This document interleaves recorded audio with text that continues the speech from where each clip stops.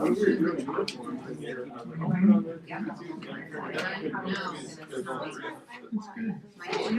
a problem with the camera, so it's on the screen. I think there's a problem with that camera because it switched to that. So I don't know. It says it's live. I guess. Is it not working? Or your blood pressure now. Yeah. It always Good if you would have to post it later. Blood pressure goes up, blood sugar goes up. Yep. Great, good fun being with you later. It's ready to go. I'm gonna give Steve just a minute, if that's okay. Okay, I suppose. we It's can let him okay. plug in. Need a struggle bus in here.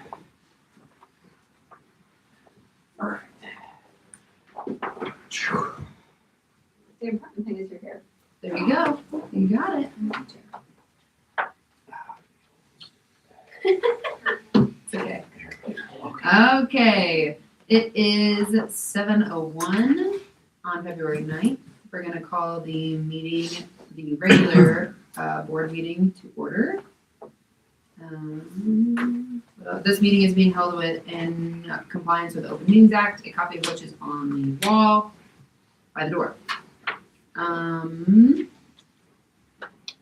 call the meeting to order. We'll take roll. Do I need to ask for somebody excused yet? Not yet. Okay, all right, great. Okay, we'll take roll. Jason Art, Here. Cassie Pleston, Here. Chase Cradaville, Brian Locker, Here. Steve Slygeis, Here. Shannon Wilmot. Here. So I would like to make a motion. Chase is out of town for work. He's out of state for a work thing that was mandatory. He had sent us all an email earlier. So I'll make a motion that we excuse Chase from the meeting. Second.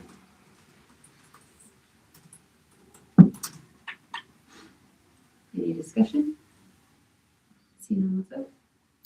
Shannon Wilmot. Yes. Jason Art, Yes. Cassie Pleston, Yes. Brian Locker. Yes. Steve Slygeis. Yes. Okay. Motion passes. We'll move to the pledge. I pledge allegiance to the flag of the United States of America and to the republic for which it stands, one nation, under God, indivisible, with liberty and justice for all.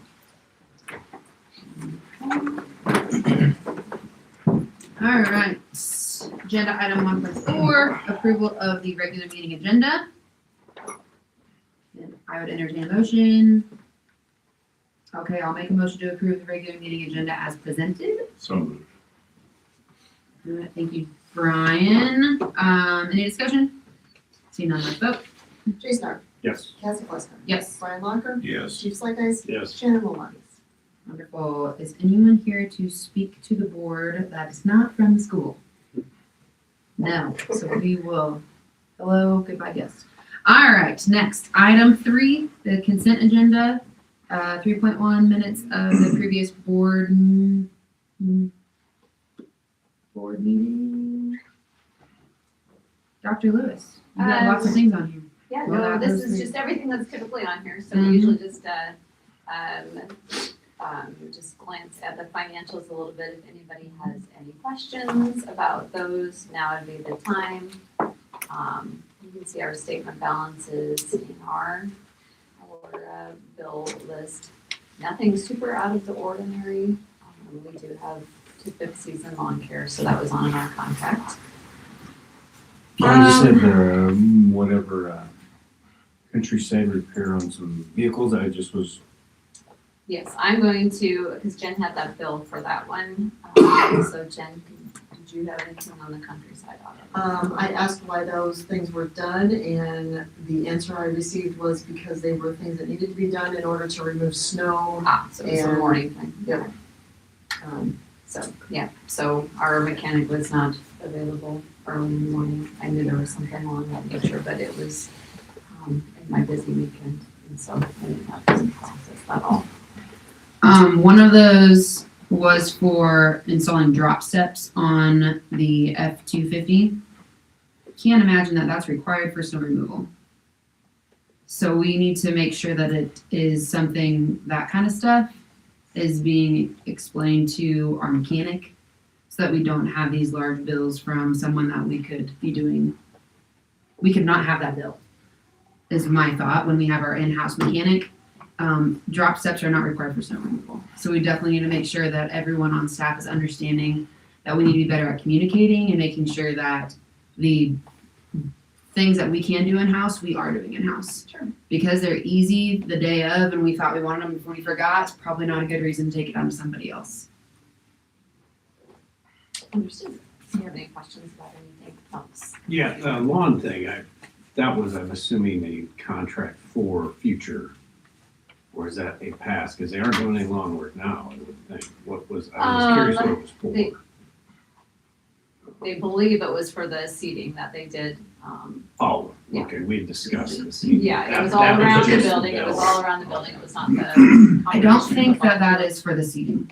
Because the fifth season's lawn care contract would be, because our seating was done with Jack. Yeah, the fifth season, I think we talked about that, was more Is it for for the- like grub control or something. It's the amount contract for this next year. Yeah, so for You them think to it's- like, It's upcoming. yeah, upcoming year, for them to like do aeration and weed control and all that kind of stuff. That's fine. I was just curious as to what it was for, since we're in a downtime for actually doing work. Mm-hmm. There you go. Here's the itemized, pest control. Yeah, it's gonna be for all the Yep. different treatments. Perimeter, yep, Perfect, for sure. great. Yeah. Thank you. Ooh. I didn't Okay. see anything else that I went through all of them. I didn't see anything else that stood out. Thank you, Steve. Couple things we did talk about, the last, let's see here, on the first page, I believe.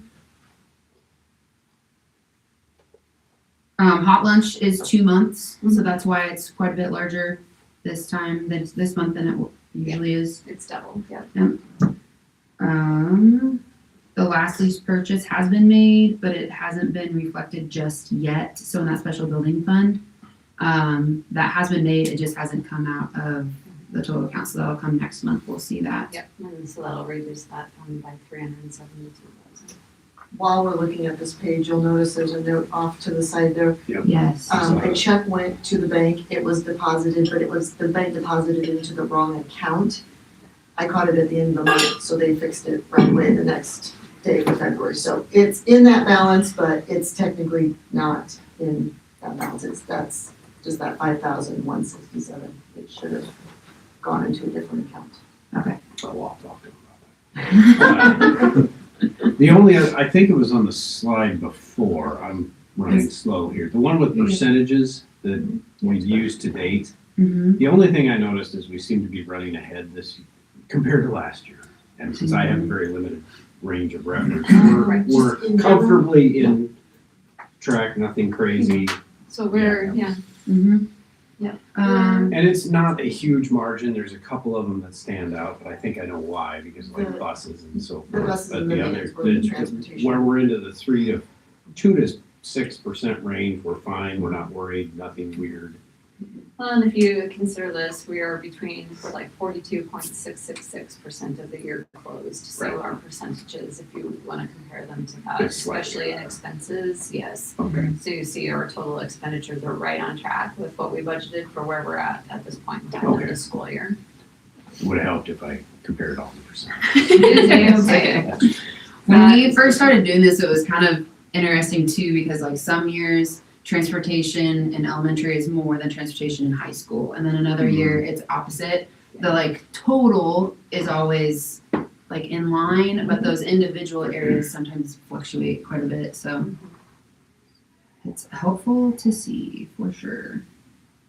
Cleaning, we're still looking for, you'll see that was on there as well. Sorry, we are jumping all over, Yeah, Jackie. we are.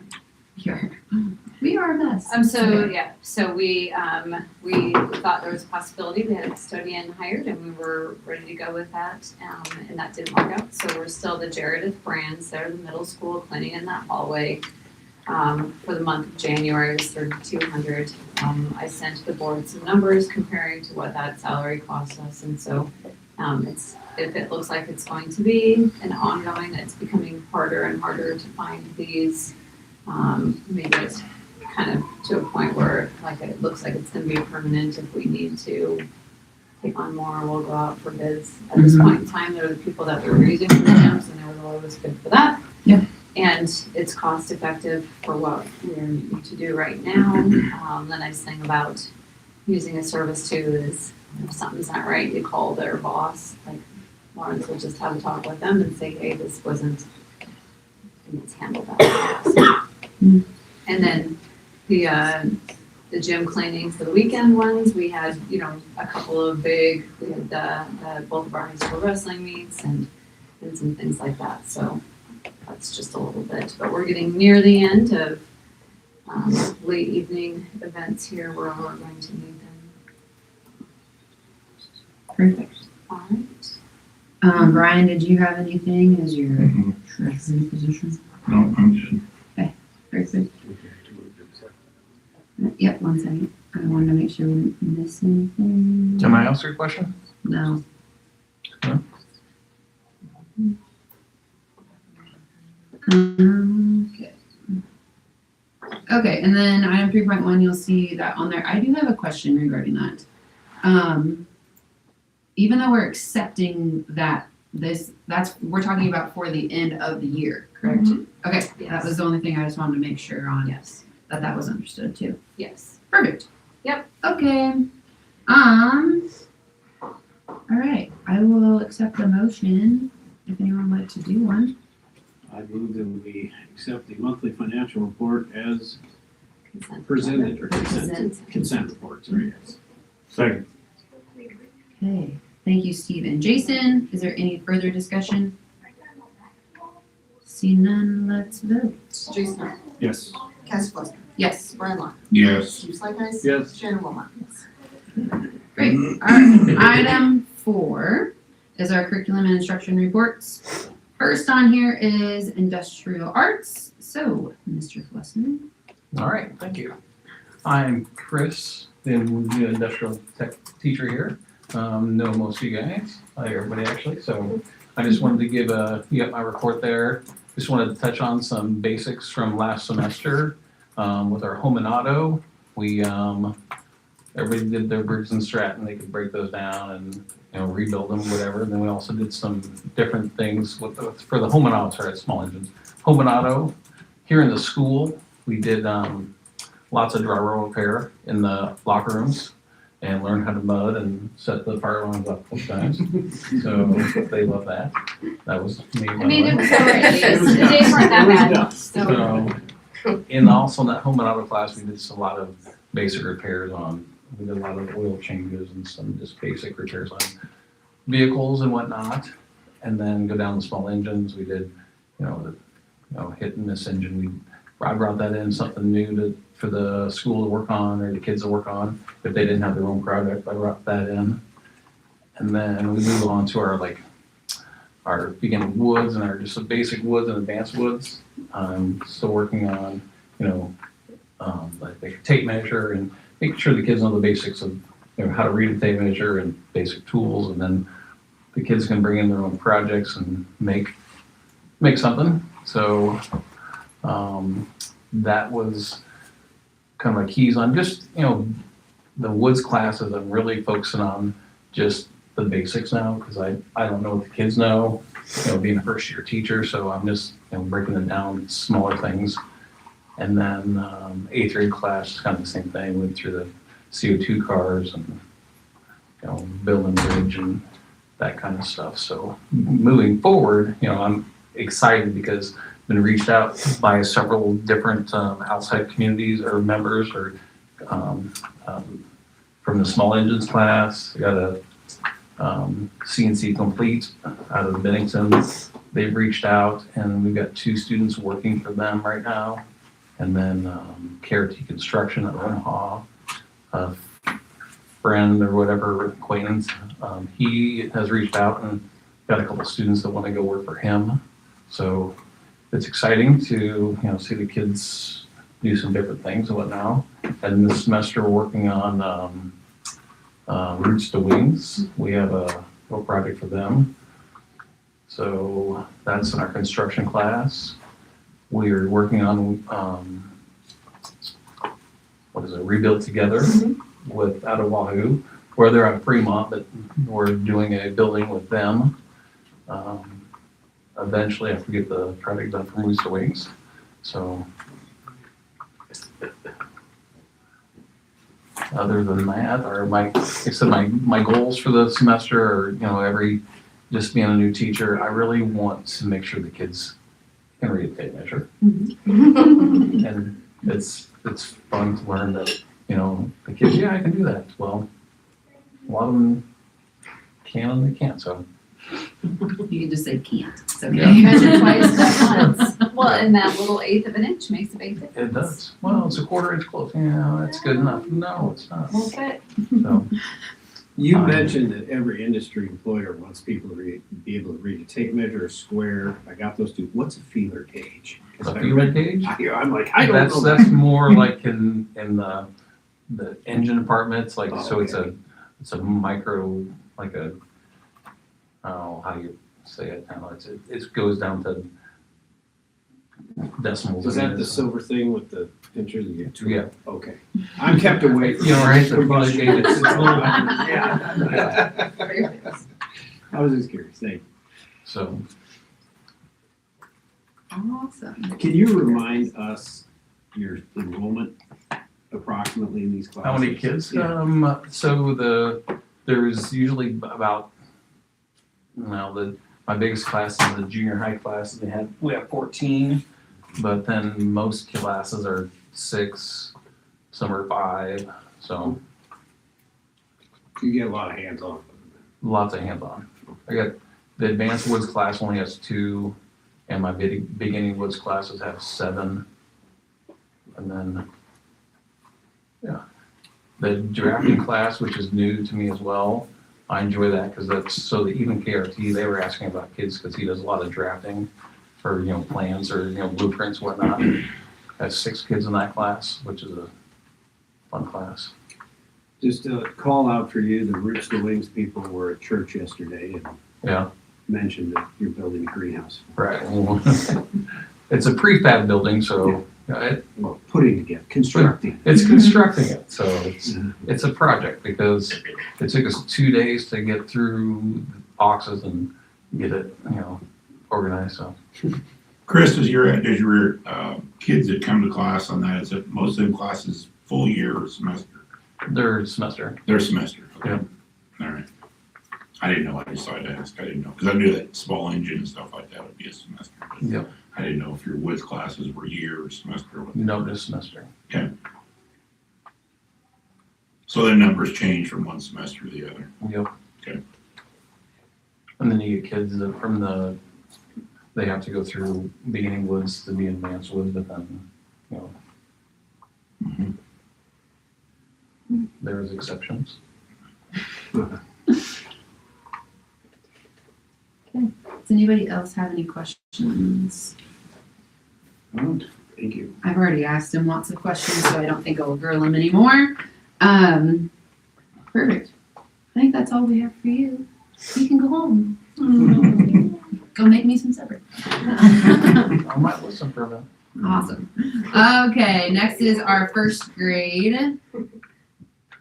Ladies, if you would introduce yourselves before, that'd be awesome. Okay, I'm Jaden Green. I'm Molly Greethy.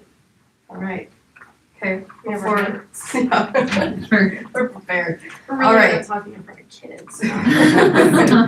Okay, before we kick off some of our highlights, we have some entertainment for you. So we're gonna give you a taste of what first grade is like. Okay, so here are some things that have been said to us.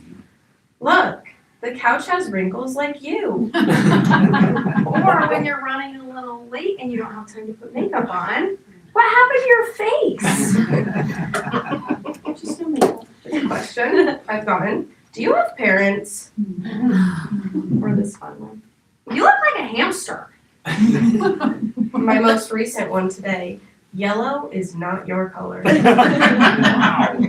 Wow. Very audience. Wow. It's like first grade.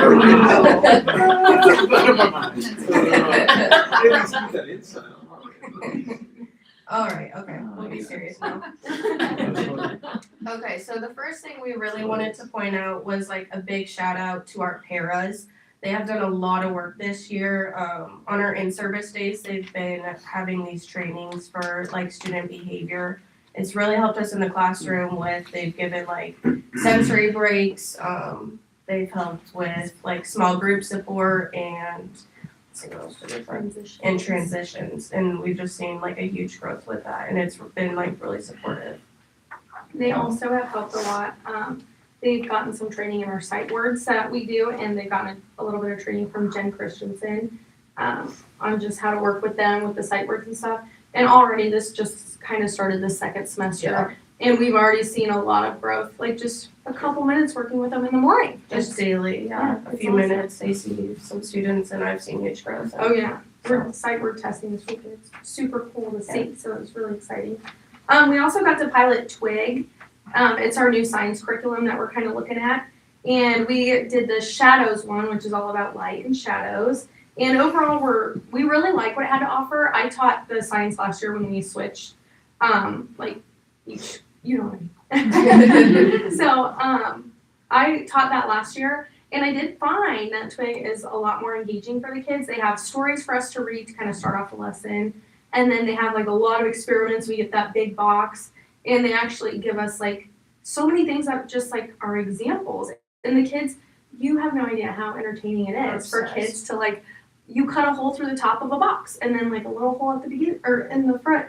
And it will take up a whole period of science for them to just look through the little hole and see how amazing it is that they can see when more and more light is added to the box. It's super What cool. was the other one? We also had like where you had a Shadow flashlight puppets. and held up like an object in front of the light and moved it higher and lower, and it just got bigger or smaller, and it was, oh my gosh, Mind blowing. The only downfall that we did find is that some of the lessons can be a little bit long or repetitive, but they were talking about giving us some time this summer potentially to kind of look through those and see what we could really use, and then some that we could kind of cut out. So that's going to be really helpful, and I'm really excited about it. I think the kids are going to love it. We also wanted to mention iReady. We found it extremely successful, and I might be biased because I was one of them who got to pilot it last year. Miss Wolf sends out like weekly celebrations to us, and first grade is typically on top of the leaderboard for that. So we've been doing really good for time on task, or let's see what else, percentage correct for reading and math. So Yes. love iReady. Helps that there's a little bribery involved. Maybe they get earn some stuff. But it works. They're learning. We're also really excited this spring. We are going to partner with 4-H, and we're going to hatch the baby chicks. And so we're really looking forward to that. And I I'm know from the kids- city, so I've never had anything like this. It's super cool. Actually, I tried when I was a student teaching. Did you? Yeah. And you get each day you get updates on what the chicken looks like. Oh, in the I'm egg. excited. And it's so cool. The kids are gonna be obsessed. It's gonna be chaos, but fun. And then also coming up in March, we get swim lessons. I've never been part of this, but Mrs. Grafey has, so. It is a hoot. It's so much fun. And it's free, so first grade gets to go, and we get like 4 swim lessons from them. And it's actually like really cool to see the improvement by the 4th swim lesson. I mean, some of them will put their heads underwater, which is really cool. I mean, water safety is really important, and so it's really cool to see them do that. I love it. We also have been continuing to enjoy the Super Kids curriculum. It is just so engaging for the kids. It's super age appropriate, and it moves at a really great pace too, which is super nice. It kind of goes, each unit is split up into 2 weeks, and it starts with kind of like the basics of each thing we're learning, like our silent E. And we start with some of those words, and then we go into maybe adding endings to some of those words, how you have to drop the E. But that's been super fun. I started last year, and I was just amazed. I was like, oh my gosh, they make it's really easy to teach too. You don't have to like weed out like, why are they making us say that, It's really easy to teach, so I love that.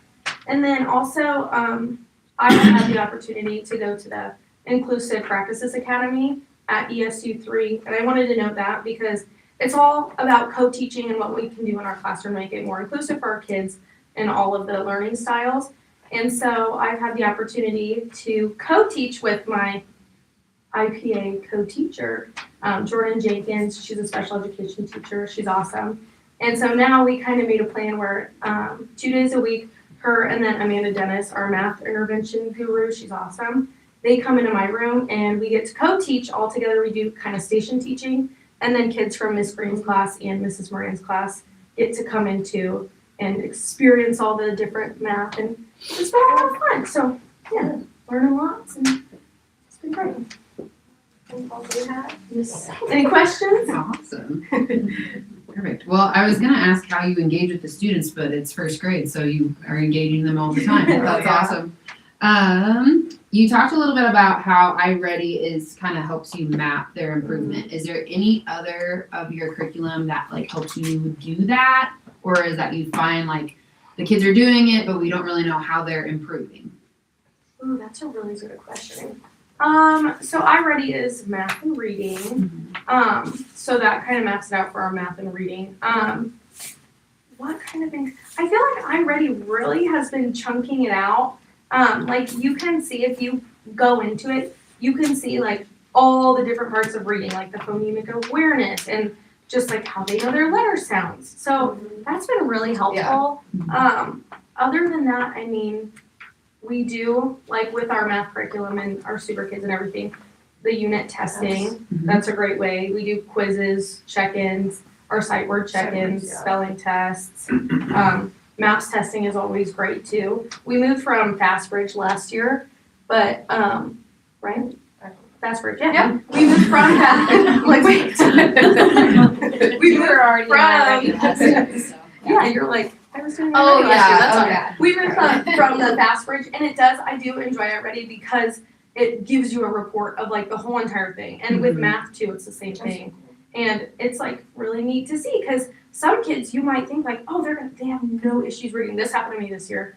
I had a couple that kind of flagged for the phonemic awareness, and I was like, I had no idea because you guys like I really see you as like these strong readers, and they are. So I went and talked to our guru about it, Jen Christensen, the reading guru, and I was like, I'm just kind of confused, and she's like, well, she just ended up explaining like these are things that could kind of hinder them in the future, so we want to just get it out of the way now. And so they get extra help, and they're doing a really great job, and it's really cool. So Awesome. Perfect. Well, great. Anybody else? Is that what your parents then kind of concentrate on when you figure out where there's little deficiencies or you want to bring somebody up to speed, follow them there? yeah. So our I'm sure parents- you do it too. But Yes, yeah. We do have a para that does like the phonemic awareness intervention that her kids get pulled, and some of mine, and I'm sure Mrs. Moran's class gets pulled too. So we have one para that does like the phonemic awareness piece, and then ours do the sight words and all of that. And so in our paras too, like if we see something and we're like, ooh, could you maybe like work with this one while I do this whole group? Like they're fabulous at it. Huge help. Especially with all of our needs in the classroom. I feel like every year there's just growing needs in the classroom. And it's been a really big help having them be able to take a kid for a break, or even, if I don't have time to let a kid know that who needs to know about transitions and when we're moving and where we're going, I always can count on my parent to make sure that that kid has a warning and that they're on track. So it's been awesome. Is that iReady available, that granularity to everyone all the way through? You're using it, so you can really K8, zoom in on It goes K8. that kind of granularity is I didn't realize it was that granular. Yeah. That's really nice, as opposed to when I was young and you could either read or you can't. Yeah. I wish we had samples printed out or something. It's it's chunked into each category. It's amazing. And we do have it, so if they flag in iReady and we're like, is this an issue or is it not? Jen Christensen has some more kind of deeper dive test that she can pull out and do one-on-one to like really like let's hone in and see exactly where the hitches are in the video, and we can figure it out and get started soon. I like that, very good, thank you. On your paras, how many, do you have like one para per, like in each one of your rooms? Yeah. And then you guys kind of all share across the grade level also? How does, I don't understand, I guess, how paras work. Yeah. Para per room. Yeah, each room Okay. gets a para, and then if there's a para, like one of ours, she covers in second grade sometimes. Or what does Lori do?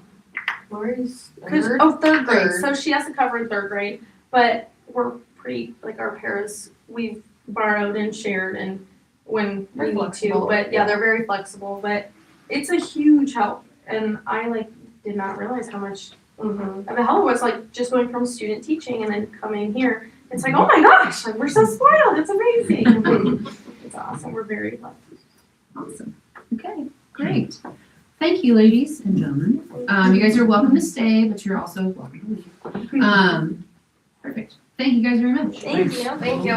All right, moving on to item 5, principal reports. Mr. Shada, you are first.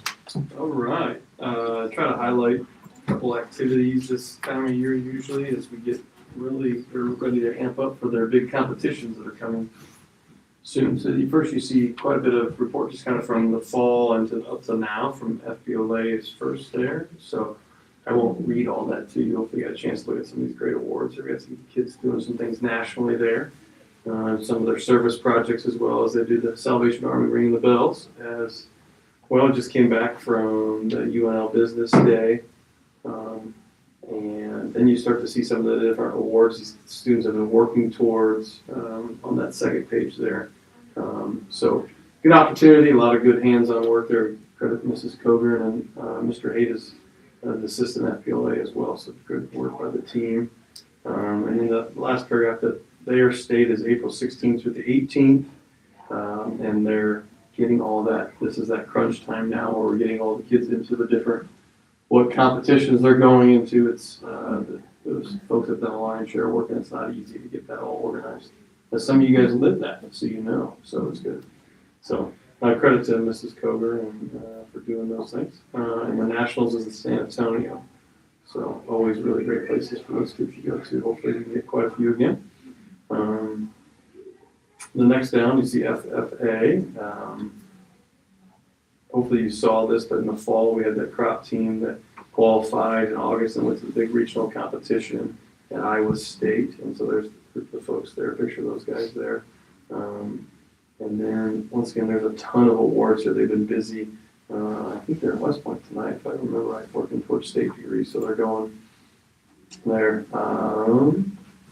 And there's the livestock judging opportunities. My limited 4-H experience, those kids are way ahead of the game, so they're doing a great job there. You can see the junior team, senior team, middle school team. I think what's great about how the state is organized, FFA and FBLA, is that you can get level participation at different levels. You can start in the 8th grade and get involved, and we have a junior team and a senior team, so it's not just like only the junior seniors get to go do these things. So we get kids involved at a lot of ages. And towards the bottom there, you can see there, Lily Lang has got a huge honor. She auditioned and was selected. She's going to perform the national anthem at the opening ceremonies for the state convention on March 25th. And then a little solo in the afternoon session with vocal and guitar. So super, super cool. So that's across the state. She was picked there. So congratulations to Lily. A lot of hard work by her. And then their state competition you can see is the 25th through the 27th. Okay. We've had some firsts. We hosted the first Arlington Unified Basketball Tournament. Hopefully you got to see that. So this is not the game with Fort County. This is the tournament. This was during the day. Some fun pictures there. We had Blair, Arlington, Fort County. So we could expand it. We'll just see. I mean, it's great. The little round robin. I don't know if the name. It's just more fun. Does that make sense? I guess there's a scoreboard, but that's just fun. And those kids had fun. A lot of you guys were there the other night. You got to see them. Oh man, live and in action. So just their smiles on faces. So credit to our unified teachers that helped quite a bit organizationally, and then our peers did a great job working with their athletes there too. So a lot of fun. I think we had some really tired friends by about 1-2 o'clock after that day. They've been stimulated and a lot of exercise and did a nice job. And you can probably hear when you walked in that coming up is the Descendants musical just around the corner. So that will be fun there. We'll have our 3 shows like we've done for, for maybe several years now, for at least 5 to 6 years. I think we've been 3. It's just 3 or 4 years we've done. Is it? Okay, I'll quit guessing years. It's been several. So excited that thanks to Mrs. Crosman and Mrs. Maskey for their hard work there. So questions on what those things? Do not believe so. One of the things I did want to touch on, in the past reports that we've had from Mr. Shado, we've had updates about the scoreboards and where we're at with fundraising and all that kind of stuff. This month we're moving to a email, and I was just looking for that, and I don't know if I failed to send that to you. okay, I'll I get don't you know if I one. like Yeah. accidentally No, deleted I'll it send or where that went. No, I'll send it to you. Yeah, so we'll kind of touch on that and keep working through that so that we can make sure that we're all kept abreast on that and know what's going on, and that we keep everybody informed as to where we're at with the scoreboards and all that previous project. Awesome, thank you. And Dr. Morgan, you are next. Right, we had the annual spelling bee out there. We had a couple of elementary kids obviously participating, listed there. The kids did a great job. This day gives me such anxiety for kids. I think it's like past trauma in spelling bee situations. So while they're standing up in front of their peers spelling, it really does give me anxiety. But they do a great job. So they did a great job. It was fun. There they all are. Obviously your daughter doesn't share that anxiety. She does not. She does not. Yep, she does not. It gave me maybe even a little more anxiety. I'm like, oh, here we go. It's all good though. Celebration of SOAR. We've got our January soaring eagles there, listed with their yard signs, candy bars, and certificates. Kids are doing a great job, making great choices. I've got our unified basketball game. The elementary participated at halftime. Also tons of fun, just super fun to watch them engaging and having a good time. Kickoff to Fun Run. We started our fundraiser. We're almost actually done. It's 8 days of wild and crazy. Our goal is 20,000, and we actually are already there. So That's awesome. it's pretty awesome. I'm not gonna lie. We do a fundraiser every other year because we're able to bring in money. I hate always asking, so if we can go every other year and get all of our needs fulfilled, that's what we do.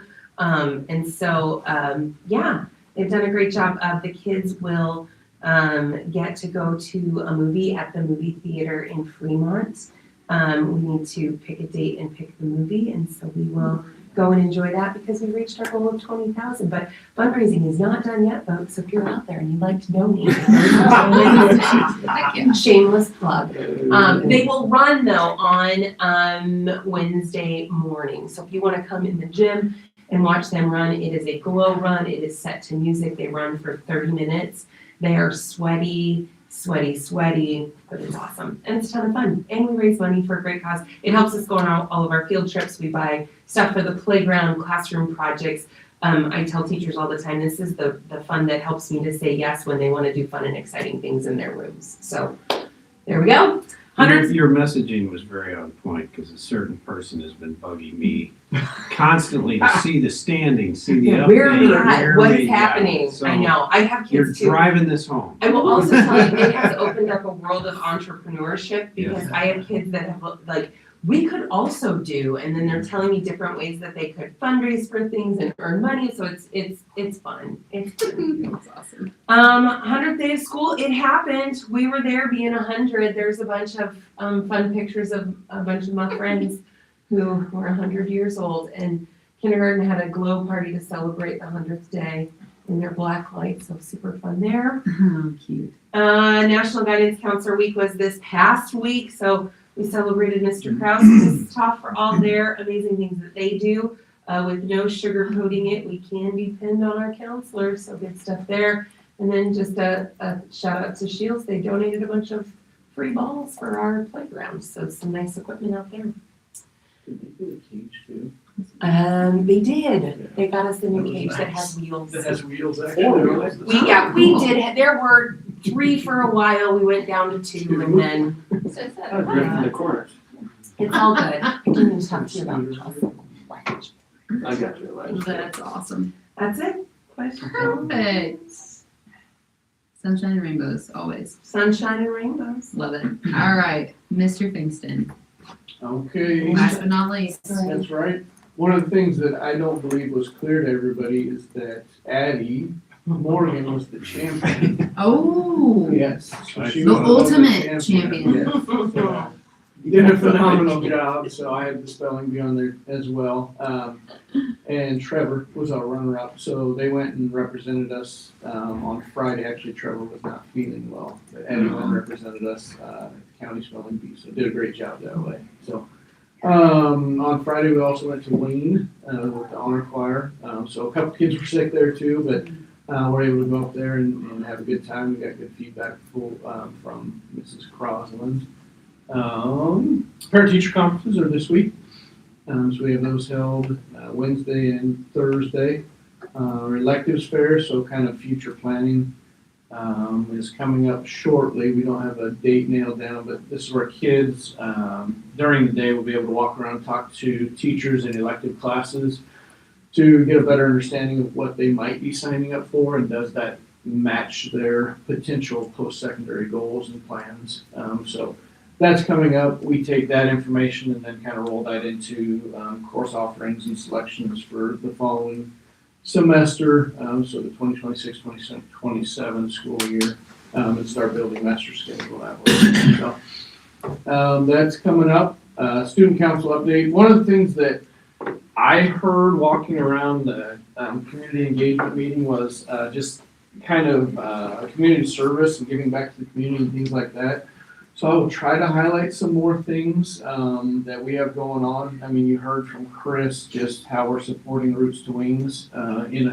Honestly, it's an opportunity because we're kind of at a delay for materials for rebuilding together that we're building half a shed. So a couple things that way, but also student council's been out there. I report on the care packages for troops and things like that they had. One thing that probably not a lot of people know is we have 2 cards per guest at NIE that are getting Valentine's cards from our kids. Elementary joined in with that, high school, middle school, so they're getting handwritten cards so that the people who are at NIE are getting those for Valentine's Day. And there's a variety of different messages and things like that on them. And then in addition, we have a connection to Forever Friends in Fremont, the animal shelter. So another thing that they're gonna do is pennies for pets, and we're gonna do a little competition that way, or Forever Home, sorry. That's coming up. And then I think the last thing that I forgot to put on here, or just was caught up in some other things, we have the blood drive. It's the February 27th.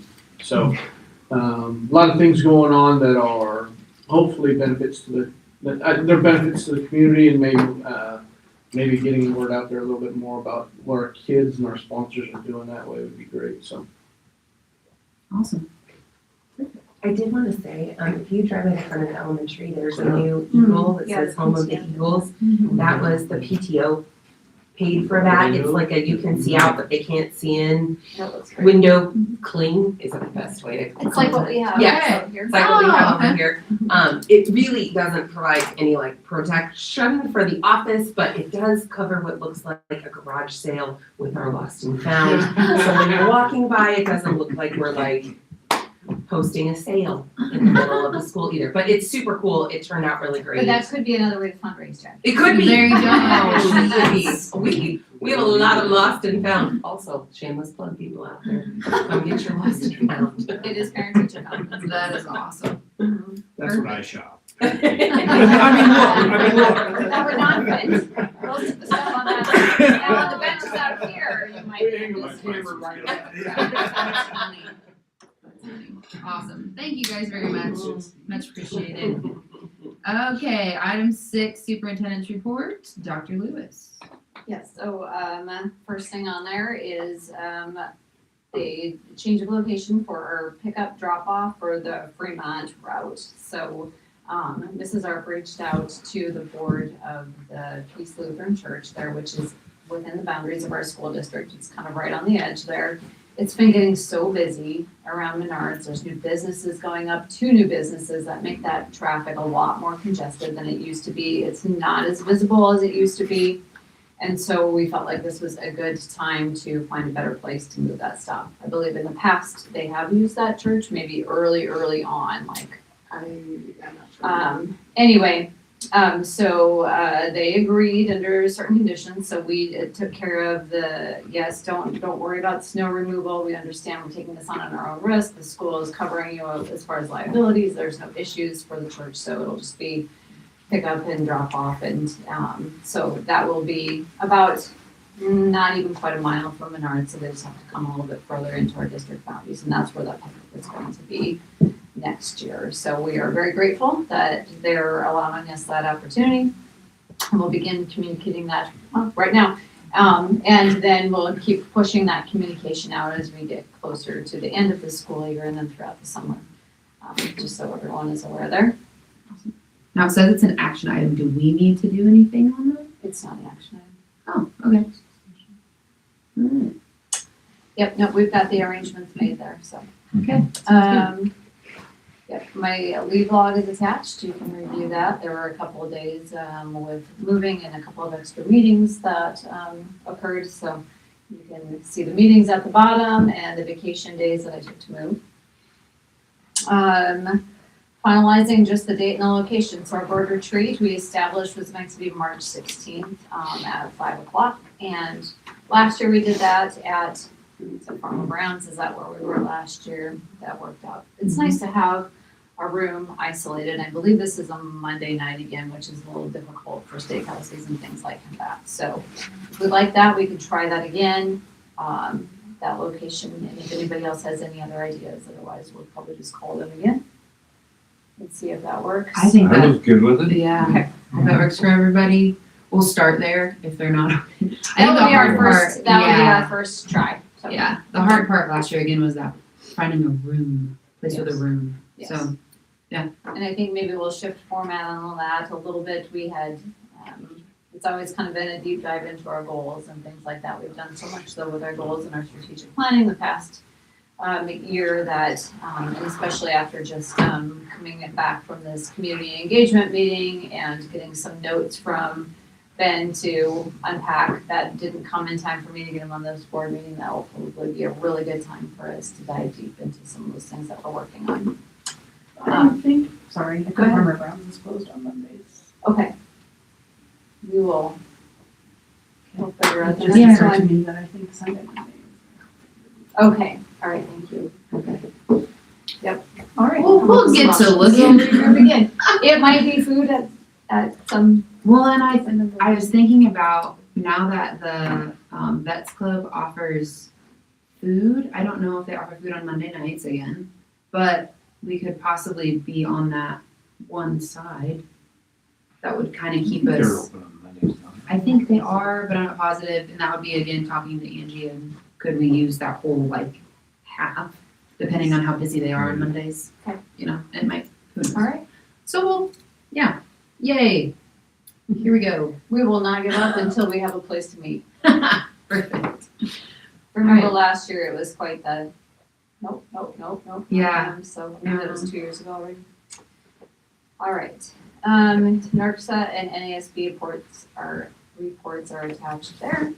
NERCSA has selected their new executive director who will begin on July 1st. Jack Moles has been the director probably since I've been a superintendent, so probably I'm gonna say going on 10 years. Paul Sheffield is a former superintendent of Exeter Milligan, and he's been active in NERCSA for as long as I have, so he will be replacing Jack. That's the predominant notes in there, but you can read through everything else.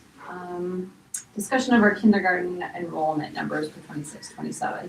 Dr. Morgan and I have talked about this. I've emailed the board about this. She's talked with our kindergarten teachers about this. The whole staff knows. So the situation that we're in is our kindergarten looks like it's going to be a small class next year. So there is not a need for 3 sections by any stretch of the imagination.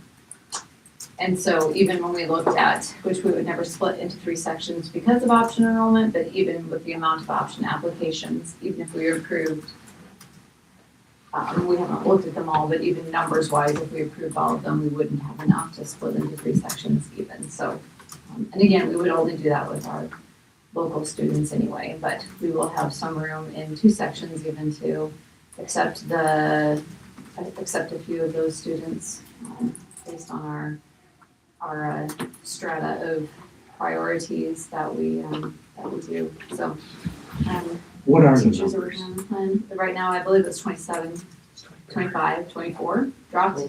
Total. So it dropped. So yeah, that's lower than the last time Jackie and I talked, like last Friday. Just as we reach out to kids to come for roundup, parents, we're gonna go to St. Paul, we're gonna wait a year. we're gonna, just things are, this is the time of year that shakes out, so that is not a total surprise that it's dropping a little bit, but Yes, it does. I mean, we start with everybody that we know, and then usually. we just have been starting with like mid-40s, and then Yeah, if you lose a kid or yeah. two, you're like, I remember so fine. Yeah, typically we're at like 45 or something like that, and you're supposed Have to you had a have- conversation with Pat Dunklo at all about this or not? Little bits, just in that, their numbers are lower too, Right. just overall. Okay. I have also talked to some area principals in districts similar to our size, and they're reporting similar. And the with statewide COVID- data actually, Yeah, what- honestly. I was gonna say, isn't it, is that the With COVID year? COVID. It's I the mean- end of COVID, it's the we've been stuck together too long. Oh, So, end of COVID. we had the burst at the beginning of COVID, and now we're at End the, of you're lucky you're still together. Got it. Very nice. Got it.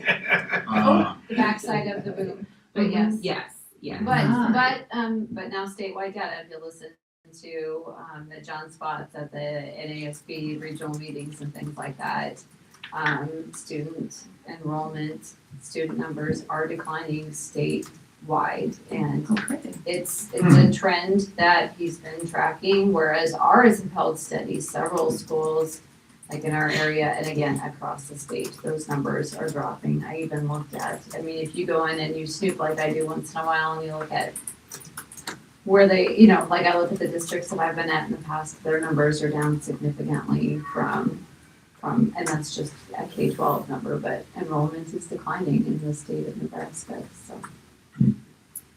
So that's problematic when you're looking at preparing people for a workforce. Your end product, your finished product that you're giving to the world is a well-trained child who's ready to enter the workforce or go to a tech school, or those numbers going down just because of natural attrition, not because I'm not going to a 2-year school or I'm going to 4-year. It's not that. It's just that there's fewer people coming through our school systems. So anyway, Crazy.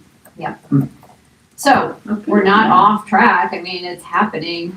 It's difficult when you're talking about teachers changing positions and things like that. So it's hard. Some people transition to, just like children, some people transition to change really, really well, and they're excited about a new challenge. And some people really do not want to move and don't want to try something different. So.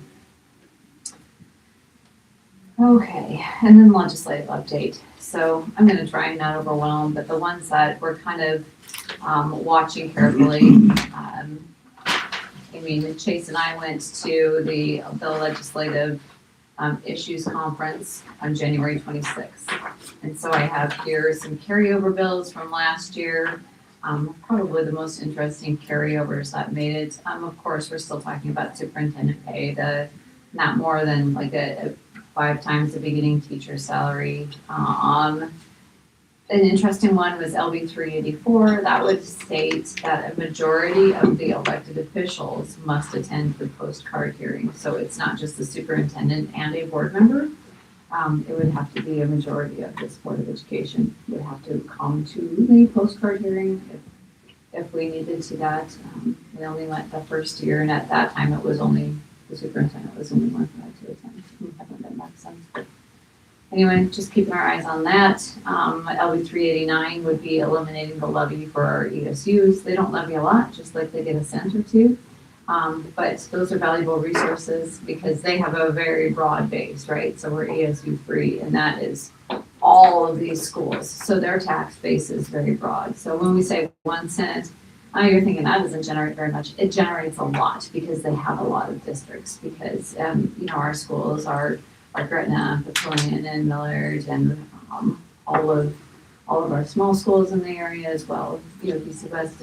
So anyway, it just generates a lot of revenue that gets then dispersed in services to our districts, and it's really important to keep that minimal levy for our service units. And then 440 was the paid FML leave without using sick days. So that was an interesting and super expensive one, and it does not come with a fiscal note as far as I know, and so it would be definitely costly. It would be the first 30 days of FML leave we would be required to be paid, and then they wouldn't lose any sick days for taking that. So. Couple of new ones out there. We're looking at a couple that actually made it to general file already. LB 940 is an interesting one, which says in your school districts you could not serve foods that have like a list of 7 or 8 artificial like red and yellow and blue food colorings in there. So children would quit eating ketchup because if you, if you consider how much dye is in the food that we eat, we're not talking about just school lunch, it's rare to take something home with you that doesn't have some sort of artificial coloring. So that would really be, I think, a challenging transition. Not that I'm all about, eat as natural as you can, right? My plate is filled with broccoli and carrots and things like that, but really that's really a tough reality for a school lunch to only serve foods that had no blue number 5 or yellow number whatever or reds, just because it's in so many things. I don't know what that would do for commodities. So we're watching that. 1022, which would eliminate the human relations class that would be required for our teaching certificate. So like, for example, when I got my teaching certificate in 1996 and my education was in South Dakota, I had to take a human relations class. It had to be on my transcripts to get my teaching certificate. Even our local subs have to take that human relations course. So a lot of coming from different states and substitute teachers have to take a human relations course to get their certificates. That would drop that requirement. 824, this is a big one, would change that wait period from retirement. Take it down from 180, which we call soft days, which means they can sub, but on a limited basis. And then when you're trying to get the retirement benefit kicked in for them, they're like, well, why are you reporting hours? And what was our actual separation date? It's kind of messy right now, the 180, because you're like, well, they're supposed to be able to work a couple of days of summer school without it being a thing, but then it messes up their benefits. Not like their insurance benefits, but their retirement benefit. This would be a 120 hard days. You may not, from the time of your last contract day, you may not work or volunteer or do anything in the school district for 120 days. But then you can come back and sub unlimited. So you're not sitting out for 6 months anymore. For most teachers, that would bring you somewhere about the middle of May till about the middle of September, and then you can have them back unlimited. I think this cleans things up for business managers and things like that. If we say, no, your last day was May 22nd. You can't teach summer school. You can't come in for a few hours and just help out with this or help out with that. So it just keeps things cleaner and easier. But then when they can come back and sub, it's just a lot better too. You're not looking at the intermittently or not more than 8 days a month until they reach that 180 days. So me personally, I think it's a good thing. There's some people that believe that they can't get through September without using that sub for 8 days, but I think they can. I really think they can. You can do it. Anyway, so I'm excited about that. The one thing that we would probably change operationally then, though we would have to be more clear with when our school year ended, and that would probably be a date, an on or about date in the teacher contract. Right now, it's just a contract that is for the 25-26 school year, and it doesn't have a start date and it doesn't have an end date. So probably what we would do then is our contracts would come out with our first day of school on the calendar and then the last day of school on our calendar. So that was clear, so we would have that separation date on the contract. So we knew exactly when to start. We would say this was their last day on the job. So would that involve changing, like just adjusting how, like when we do the school calendar, No, but we would. we could kind of like do an amendment to it later on, cause like we've already accepted the teacher contract for next year. This would not kick in until the. Yeah, but I'm saying in the future though. Yes, in the future, we would just put a start and an end date on our contracts. I think Okay. the contract It wouldn't now mess anything with the contract, with says the on calendar. or about this day, Okay. and then I think it says like 186 days. Yep. And then it just says like their pay. But we so don't have, There's just not an I exact. was just figuring like if there's a bunch of snow days or Yeah. anything, do you just Yeah, add a we few just- days at the end? and Well, just that's what say our whatever? calendar is already built that way. Right. Yeah. Okay. So like the last day of the 26th, you put Yeah. the 30th. Just so Yeah, that you know you that always- you're, So would we need to then Good. look at like our calendar? We would need to approve our calendar before we approve our teacher contracts? Not necessarily, and we always do anyway. The calendar has to be approved by, like the March board meeting, I think, by our, in board policy, and then teacher contracts don't get issued until, like, we can't request them back until March 15th. So it would be very, very rare that there would not be a Okay. date, yeah. I'm following now. Yeah. I'm thinking of when the board approves our contract, okay. All right, I got it now. No, it's just, don't worry about that. Got it. Yep. Sweet. Okay. And then the last one that we're really watching carefully again is 1038, which is the school funding reform bill. And so I was trying to get a few talking points, but basically, it changes not necessarily how valuations are done, but taxation inside of the formula and valuations. This lowers the local effort rate to, depending on which model you're looking at, because I had wrote down 30%. So the base levy adjustment would be calculated as 30 cents potential general fund levy. So that's the goal, is to get down to that 30-cent levy. The local effort rate would be 45 cents.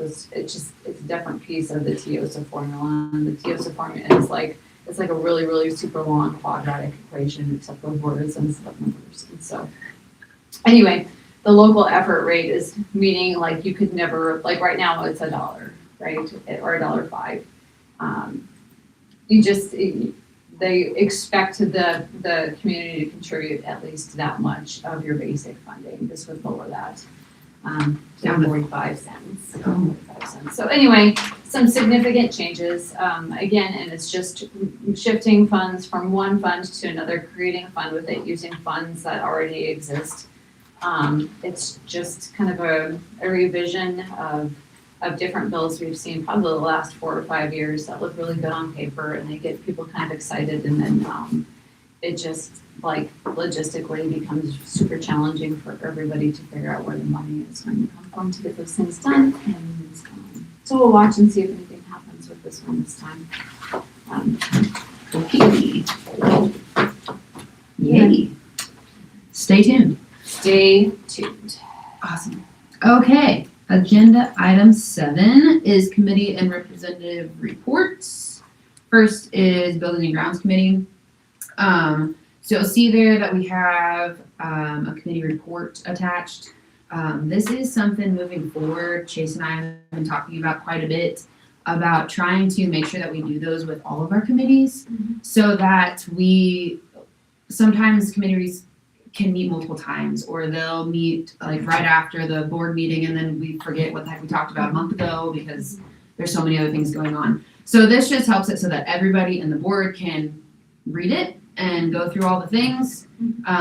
So we thought that would be helpful moving forward, and keep everybody informed, obviously, because that's what we want to do with our committees. And I typically have been keeping them in Spark. I've always got a running total of them, but I just don't usually Yeah. pick out the report and attach it. So. Yeah. So we'll just, moving forward, I think they're there and we can find the stuff. It's just this will put it in a clear place for us within the board meeting. So we'll do that moving forward. Committee, Buildings and Grounds Committee. Jason, is there anything that you would like to talk about the current, or our previous meeting, which was on The 19th. January 19th? That's the minutes that are on here. Is there anything you wanted to bring out of that? Not really. I mean, yeah, and then yesterday I did stop down at the bus barn. There was a plug-in right next to where the lift wants to be. It is 220, so literally all we need is like 20-foot cord at best. Right. So there would be no hard wiring, no anything. Yeah, I So- texted Robbie when he was like, yeah, we can get that in there, so, yeah. Cause it's right, the breaker boxes are right there, there's already a plug-in, so it would be so simple. So in our, I'll catch everybody up because I'm following you. When we met on January 19th, we talked about, following the workshop and then, looking at the review of the classes, taking a tour of the lab to get ready for our, discussion with the community engagement meeting. So that was great. It gave us more information to kind of guide that meeting. Since then, we've also, through email, been talking about getting a lift, which we've been talking about for quite some time, down at the bus barn, which we will discuss more in our new business. So, I don't think Building and Grounds actually has like a scheduled meeting. We don't have none of our committees have like a regular schedule. I don't know if We there's need really to one that we submit need so. to like actually physically meet. We've been like with this, we've been kind of doing emails. So I don't Well, we think will do a summative needs, like a facilities thing, so we'll do that probably in March when we start getting ready for summer projects. and So things probably like that. So after we'll do our retreat. Yeah, probably after the retreat is Perfect. when we will do that. Yeah, we'll sit down, we'll review the summative needs list, and then we'll walk around and we'll look at what needs to be done, and we'll talk about what's going to need multiple estimates and Mhm. what we just have plans for the summer. Yeah, so And that will be the then work also coming up. thinking about, I guess it would be Building and Grounds. With the addition, ideas, everything, went to a wrestling practice the other night, and a few of us are gonna go to other schools, kind of see what they have going on. Because we really don't have a good answer when we say, how big does it need to be? And they say, well, we need a room. So. We need a room Yeah. with mats. We need a Right. room, but we don't know how big it To is. put some pads Yeah. on the wall. And Yep. so what does that actually look like? So. Yeah. Awesome. Perfect. So we'll keep you updated. Does anybody have any questions regarding buildings and grounds? I think the big thing is what's highlighted. Mhm. Yeah. That's what we asked. Yeah. So we'll Yes. actually And get this- some and, yeah. different numbers Yeah. for different projects and then have the overall project. So we can zero in a lot more specifically. And For this sure. meeting was before the community engagement Mhm. meeting, so that's where we came up with, asking Darren to do one more drawing that we were showing to the community, which is what, happened on the 28th Yes. that everybody Right. could see. So that's kind of, we started here, and then we went into the shop, and we went into the ag shop, and we Mhm. talked through all of those scenarios. Measured whatever. Yeah. It was great. everything. The other thing, the reason that whole section 3 is on here, 3, 4, the other stuff where they gave us feedback, the teachers gave us feedback, the principal gave us feedback, Mhm. we're looking towards the future. If we go forward, how do we frame this Yeah. to the public? Yeah. So that's why we're trying to gather some information, because it's gonna have to be framed very specifically, Mhm. once we get it done. So that was Yeah. groundwork being Mhm. laid there. Yeah. And by walking around, hopefully we have a good idea so we don't have to cobble later on, like we do it one time and that's, And it's done right, and it's Yes. done well, It's and done. you're not talking about it like we should have done this, or you know, 10 we're years worried later, about we the need water more like we're room. worried about Yeah. now and Right. things like that. Yeah. So, For sure. Cool. So again, stay tuned. Constant. Okay, 7.2 is negotiations committee. Need to set a date and a time for the non-certificated and the admin and director salary negotiations. Yeah. As Chase is the head of that committee and he's not here, I would probably recommend you guys email. Yeah, that was my That'd be plan. fine I'll with send me. out an email, I'll send out a doodle poll or whatever, and we'll figure out the best time to get everybody together. Sweet. Yay. Okay. Item 8, new business. 8.1, discuss, consider, and take necessary action to approve the firewall 5-year contract. You will see that attached. I don't want to say something too soon. Okay, so yeah, There we go. there's 3 different bids here. There we go. So E-rate helps us with the vetting process and the bidding process. So so what they do is they put this out for us, and the ones that are E-rate vendors will bid the scope of the work for us. So the first attachment The first one is the Fortinet 401F. That is Dan's preference out of all of this as well. So that is this is hardware and software. Just so we're aware, we're purchasing a firewall hardware and software and a 5-year license. So their first estimate came in at $37,501.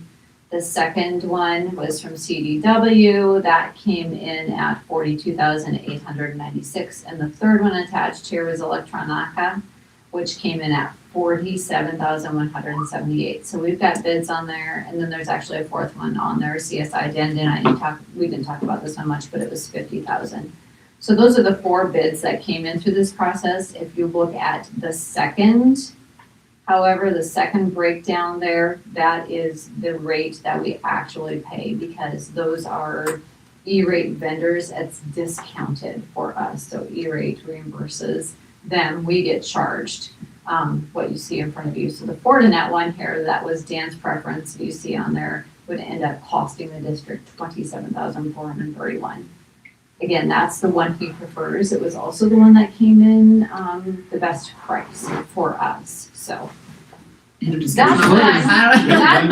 motion I'm hoping for. Yes. And That's what Dan so- wants. Yes, I think that's great. The only question I have is that what we're being charged right away then, is the 27,000, we get the discount Yes. right off the top? Yeah, we get the discount right off the top. The Great. $27,431 is what we'll pay, and this was budgeted for in our tech budget. Yes. Is that the current vendor? Yes. That, Well, I don't know if it's current one, but it's one he wanted, so. No. I believe it is the one that we used, but this had, this is our on-site local one. So we've got the other little issue that we had last week. That had nothing to do with this. I was going to ask, Yeah, did no, our that firewall was- stand up? Well, the reason that we knew about it was because we have sign-in security with the service unit as well. And so that was not a firewall thing. That was a Okay. website thing. And we got all of the reports, we got it isolated to the machine, we got that machine taken off the network, everything was good. Okay. Ooh. Perfect. Well, I will make a motion to approve the firewall security hardware and 5-year license with Fortinet for $27,451.31 after the E-rate discount. Can I get a second? Yes. Thank you, Jason. Any discussion? Seeing none, let's vote. Brian Locker, Yes. Hughes Lighthize, Yes. Shannon Wilmot. Yes. Jason Art, Yes. Cassie Plus. Yes. Thank you. Item 8.2. We discuss, consider, and take necessary action to approve the purchase and install of a vehicle lift at the bus barn. So this is kind of what we touched on a little bit in our buildings and grounds report. Yep. So you'll see the first attachment It's is just email an email correspondence. discussion. The next one then, I believe, is the Was just some Liz? questions that were asked via the email, so that was just the Yeah, answers. it's Perfect. just, yeah. Okay, it's- just that one. Awesome. So, looking at the lift, there it is. Look at that pretty lift in black and white. So with having a mechanic on staff, one of the things that we do not have as a lift, by being able to have a lift, we are then able to do tire rotations, doing oil changes faster and easier. It's just a better overall work facility for our mechanic, and then we are able to do that much more of the things with our vehicles in-house rather than having to take them someplace else. So the lift that we looked at here is the one that is, there it is, Basically- on the very top. It's the TA, correct? The symmetric. I The don't SPO know 12 exactly TA. which one it is, but yes, I believe that is. Yes. So the lift itself is roughly $10,000. Yes, that's Yes, $10,000. It was Ins- 10,008. $10,000. The install would be $800. There are other options for it. However, like Jason was talking about, he went down and checked the bus barn, and there is a 220, like, no, I'm not gonna say plug. There's 220. There's a plug right there. There is a There's plug, okay. Crew So the- plug, like 30 amps, so it'll work. Yeah, so it's really close to where we were wanting to put it anyway. He also looked at the concrete to make sure that it's not broken up, so we don't have a concern with the concrete Luckily, with it being a bus barn that was made for trucks and everything, we're guessing that it probably has pretty good concrete in there. So we're hoping that that's not going to be an issue either. We do know that there is going to be some added costs with the install of that lift. So putting it in outside of that $8,000 for the actual $800 for the actual install. Maybe doing electrical. The electrical's right there, but we might need to do a plug. So hoping that we can do that again with our in-house people. Hopefully that's something Lawrence is able to do, but if not, we know there could be some expenses with an electrical company. I don't know if that 14,000 is necessarily needed. I for an don't estimate. believe that too, if we're going, so the 220 lift, it says the 110 is another 4,500. So if you went with the 110, Yes. it would be Mhm. 14,500. Yes, you would need that plus the 800 to install. However, if we have Yes. 220 available, then you don't need that, so then yes. Yeah, for But- sure. So that's why the motion is not to exceed, because likely, it's going to be less than that, but worst case scenario, it's going to be that 14,500. But with the electrical being as it is, if the 220 is right there and it's where Robbie wants it, then we should be able to get the So the thing that I 220, yes. So the only thing that I question a little bit on the motion would be the purchase and the install, because install can be adding the electrical expense. It could be we have crummy concrete, we need to re-pour concrete or something like that. Those things could really add up. So I personally think that we should break this down into the purchase and the install to be less than, so that anything additional we need to at least look at. So if there's electrical addition, if there's concrete that needs to be added on, that we can look into, how much does that cost? Or, at least we can talk about it as a committee, because it might be something that most likely it's going to fall underneath of that $10,000 mark. Gosh, I really hope so. I don't think it's gonna fall under 10, but it should. No, I'm fall saying just for under those 14. individual things. Yes. The individual. The individual, Okay. the electrical, and possible, if there were to be a need for any concrete fixes. So the purchase and install of, through this company, I feel like we'd be more than good to do 12,000 based off of $10,000 for the lift and $800 install. I don't see the need to approve more than what we need. I mean, even saying that doing $11,000, we're adding $200 in incidentals if they might have something. So I don't see the need to approve more than what we actually are wanting to purchase. I think we were just, the motion was just presented for worst case scenario. Yeah, So, absolutely. the goal would be to get under that, but you don't want to, like you said, you don't want to get in a position where, shoot, we only approved $10,800 or 11,000, but now it's gonna be 13, so we have to come back. Those things are kind of outside the scope if we're actually just talking about the equipment. Yes, 11,000 might be enough. But if you're keeping all of those other things, it's a matter of fact. So, I mean, it's up to you. If you want to table it and we can get something more precise for you next month, we can do that, or we can do it this way. I think if you only approve though for 10,800, there's gonna be something else that comes up and you're not gonna have approved enough. So- Yeah. So they had one lift at this price? He said he had a couple. I did reach out to another company who had not gotten back to me before today. They talked to me today, they were gonna come up with another quote. I have no idea what their quote's gonna be. I also looked into asking this gentleman, if we purchased another lift, what would the installation cost be? He's very restrictive on what he would actually install, so I feel like that's what we're gonna run into with other things. Yep. I don't know, as I believe that the installation of this would include the, putting into the ground, since the electrical's there, I don't think we need any electrical things, so if you would like to change the motion to a lower amount, I don't feel like there's gonna be too much additional on there, obviously not over, $5,000. Yeah. So, Does anybody not on, because we've been emailing kind of back and forth about different options for lifts and stuff like that. Go ahead. The intent is to get this moving forward without having Yes. to bring this up every board meeting, so Mhm. worst case scenario, $10,800 I think is gonna be the highest. Because that is the cost that we have right now. Yeah. I think other ones are possibly gonna be more, but Yeah. that was the intent for Yeah. this.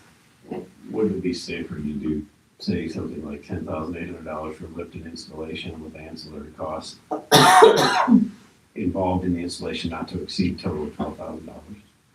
Then you'd be covering a little extra if we have it, not have to bring it up again, but not, it can't be anything catastrophic without coming back to us. Yeah. Or any significance. Would that be a fair? I mean, I feel like it would, but we're all voting on it, so I think it's good to discuss it. No, I'm just, Yeah, I mean, yeah. I'm trying to find a middle ground. Yeah, for sure. 14.5. Or even if we say Yeah. that the purchase and the install to be $12,000, just to give us Yeah, more there than you what exactly they've quoted us, but maybe just a little extra if we do need, just maybe we need to go purchase a cord or something like that. I would build a cushion in it that's Yeah, not a extravagant. little something, but $2,000 or $3,000 of a cushion is not necessary. I don't know, the other question I got, I don't have anything, I don't know about these rotaries or what it is these, are these being used at other dealerships or are they doing So it? the gentleman that gave me the bid is a gentleman out of Omaha who does all of the major car dealers. No, So, no problem. And we did talk with our mechanic, and this is something that he was like, yeah, that sounds great, that looks good, that would be what I would use, so it's definitely something that has support of people that would use it, so that's always good too. Yeah. Okay, so is there any more discussion on the, first off, looking at the purchase? Or do we think we do it, like, I mean, we'll vote on that, obviously. But I would like to change the price. Okay. So I will make a motion to approve the purchase and the installation of the vehicle lift for the bus barn for the purchase not to exceed $12,000. You need to include the name of the company or not, or is it assumed since we only have? I don't, well, We only yeah, have the see, if intent we, is to keep looking here. And Okay, it's- and We there's have another in case bid that to comes see under. if that other company would maybe come in, but this is to Yeah. get the. Okay. this helps us get the ball But rolling. at the Yeah. same time, if it Yes. doesn't, you're allowed to run. Yeah. Because we Yes. don't want to sit on this Correct. forever, so we can get using it. Is there a motion for a second? Second. Thank you, Steve. Any further discussion? All right, let's vote.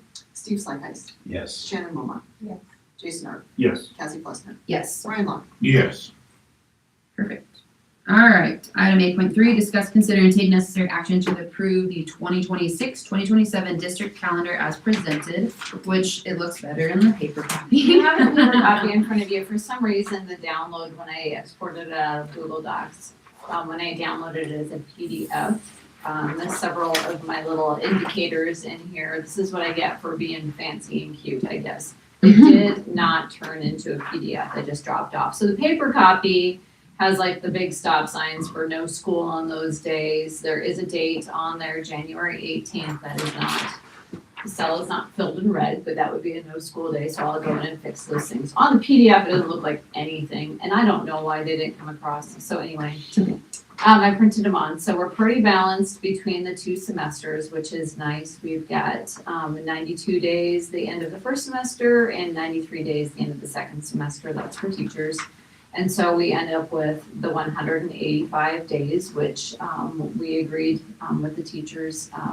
The day that is dropping off as the teacher work day or the teacher in service day is the Martin Luther King Jr. Day. That's where we had a teacher in service this year. It's really just 2 weeks from the past one, and then we have another one a couple weeks later too. So it was the one that made the most sense to drop off of that calendar as far as that goes. And then we did transition from like last year's calendar to this one.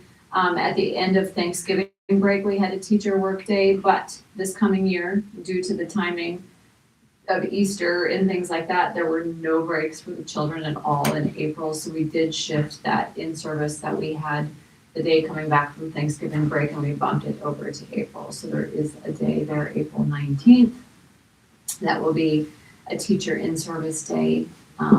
The possible last days of school is anywhere from the 18th to the 21st, probably will not go later than the 21st. That is also coinciding with the state track meet. It just gets complicated. I know Memorial Day will be late because that Monday is the 31st, but it's just tricky to come back after the state track meet. That week is graduation as well. So on your paper copy, you can see that it's not on there. So the version that everybody will get will be cleaned up. It will take out some of the notes that you see on there, like for example, the first semester when we do parent-teacher conferences, that day that the teachers have off after that is counted as a contract day. The second semester, it is not. So we give them a day. Those are notes for us. So if anybody has questions about where my count came from, those are notes for us. Those will drop off for the public calendar. Everybody doesn't need to see all those things, and I'll figure out a better way to, I don't know, I think it was maybe just some of the symbols that I dropped in there and used that for some reason didn't export. Because you can see them on here and it's the exact same thing. Anyway. So like the kids that qualify for whatever, finals, would they be done the 14th then? No, it would be the 18th and the 19th would be those last 2 days. Oh, okay. Or it could be as late as the 20th in there, somewhere in there. So really you got 3 It all days just built depends. into this send-on, right? Yeah, there's 3 days, give or take, snow days built into that, yeah. So the for sure last day of school, Would be the 21st. for sure. And if we use all of our, If we use snow days, the last day will be the 21st unless Got we it. have to forgive some and we're really mad at all of the teachers and we wanna make them come back. got it. But I And don't think if they- anybody will ever feel that way. No. And if there is no snow days used, the last day is the 18th, The last day for kids would be the the 19th. kids is the 19th. Okay. So. I know. it's So we need to complicated, change but that. it's So possible last day of school would actually be the 19th, not the 18th. Yeah, I'll have to go back and. Okay. And Okay. yes, the days were counted out and it made sense, but it doesn't always read right, so I will change the way I get it to her. Okay. It'll be cleaned up and will make perfect sense, but Okay. the day count is accurate, so. 'Cause I counted it multiple times. Okay. So with those couple little changes on the 18th, because that's not the last possible day, correct? It's the 19th actually.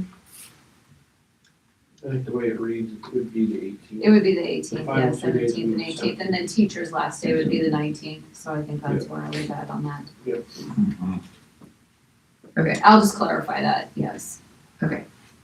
The first possible last day of school for the kids would be the 18th, And the last possible is the 21st. and the last possible day of school for the kids would be the 20th. Teachers would have that last day on the 21st. I'll make it make more sense. Okay. Okay. What day did we come to school this year? We came, I believe, on Tuesday, Monday or Tuesday the 10th. I like that it's a Wednesday. I think that's everyone does, a better yeah. transition. This is old man yelling at clouds, but are we getting earlier and earlier, No. or is it just seems to be? This is about standard, it's been this way for many, many years. There's schools in the area that start earlier, there's a couple that might stay. It is just, There might be a couple we that didn't start start 2 or until 3 after days Labor later. Day, cause there was no air conditioning and all that kind of stuff too, cause again, you know, Well, the We have air horses conditioning have to be taken care of before we can get them. Yeah, we still had 2 days ago. True. Perfect. Okay, so I would entertain a motion for the calendar, because this is correct. We're just gonna change some coloring. I'm going to Possibly. change some symbols and I'm gonna Okay. change a few words, but the dates are Okay. right. Dates are correct, so I'll entertain a motion. If someone I would like move do to it. approve the 2026-27 district calendar as presented. Second. I'll give it to Shannon. Why not? All right, thank you, Steve and Shannon. Any further discussion? See none, let's vote. Shannon Wilmot, yes. Jason Arthur, Yes. Cassie Plessner. Yes. Brian Locker. Yes. Steve Slycas. Yes. Great. Item 8.4. I just attached information for you regarding, so last month I gave just like a brief overview of the state, the NASB, self-assessment tool. So, this is really up for discussion, I think. Maybe it's more of a board retreat questions. I think it kind of as well. will be, just because we But haven't this is just had- an example for Yeah. you guys to review of what the board assessment questions would be and what it kind of looks like, and then we would get similar feedback to our superintendent evaluation, those types of things, so. And this Anyway. would all be like an online, like, just like the superintendent It'd be report. exactly, yeah, Perfect. yeah. Okay, cool. So we could talk about that a little bit more when we have our retreat as well. Awesome. And then policies we're reviewing is, we ended on 6,200 last time, so the 6,210s through the 6,500. There's really nothing earth shattering in these. We review some of these on a very regular basis. Mhm. And 6410, those are the policies that we review at the beginning of the school year every year. Mhm. The rest of these are small legislative ones that are actually quite quick. Artificial intelligence, there is an interesting one that's relatively new. We adopted that a couple of years ago. Probably the newest one there, just to kind of pay attention to. Strangely, I anticipate that this would change, and I heard name Arlington in there, I must have attached the wrong version. So you can see again, we just adopted that in 2023. Last time we reviewed this section of policies was 2022, so that's one of the newer ones in here. But there's a lot of companies that are pushing like the safe and effective and non-tourism use of artificial intelligence and some different things like that. So I'll be curious to see kind of how some of those policies change as things shift and things like that. Mhm. There's definitely a lot of AI stuff at the state Yeah. mentioned here. Yeah. So- It's a lot. Very interesting. There's a lot of stuff out there. And then on the other hand, I have some schools that are getting computers completely and going back and doing everything on paper. Just kidding, which is super hard because like textbook companies, the curriculum doesn't really sell just a paper textbook anymore, and where you have to get online subscriptions and access to all these different things. It's definitely something schools, especially in areas of like English language arts and writing and things like that, that are like, no, you're not typing it anymore. I'm like, oh, now how long would it take to grade a paper if some child had handwrote it? Probably as long as it took to grade my papers when I was in high school, because we handwrote everything. But It's crazy how things come back and forth around. anyway, but these are just kind of those kind of. So these are just for your review. You don't need to do. No, make there's no motion. motion here. Wonderful. This is just the yearly review. Well, we will adjourn at 8:33. Just rolled over. Thank you. And good night.